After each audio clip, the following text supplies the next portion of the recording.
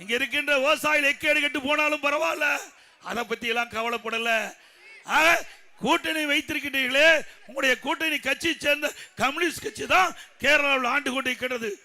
நீங்கள் நினைத்திருந்தால், இந்த திராவிட முன்னேற்ற கழக தலைவர் இன்றைய முதலமைச்சர் நினைத்திருந்தால் விவசாய பிரச்சனை தீர்க்க வேண்டும் என்று மனதில் எண்ணம் தோன்றி இருந்தா உடனடியாக இன்றைக்கு கேரளா முதலமைச்சரோடு தொடர்பு கொண்டு பேசி இதற்கு தீர்வு கண்டிருக்கலாம். செஞ்சாரா? விவசாயிகளை புறக்கணித்த முதலமைச்சர் மீண்டும் வேணுமா? சிந்திச்சு பாருங்க, எவ்வளவு பிரச்சனை நம்ம போராடி கொண்டிருக்கிறோம்.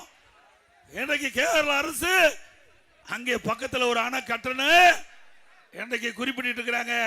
அதிமுக அரசு இருக்கின்ற வரை உச்ச நீதிமன்றத்தின் மூலமாக அதுக்கெல்லாம் நாம இடம் கொடுக்காம நிராகரிச்சுட்டு வந்தோம். இன்றைய முதலமைச்சர் ஸ்டாலின் அவர்கள் இந்த முல்லை பெரியார் அணையை பற்றி சிந்திக்கவும் இல்லை, அதற்கு தேவையான நடவடிக்கையும் எடுக்கல.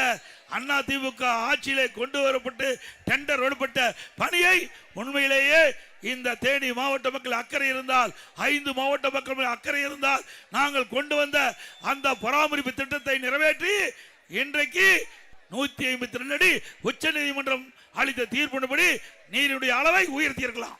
செஞ்சாரா? அப்படிப்பட்டவருக்கு ஓட்டு போடலாமா? அவர் முதலமைச்சர் ஆக்க விடலாமா?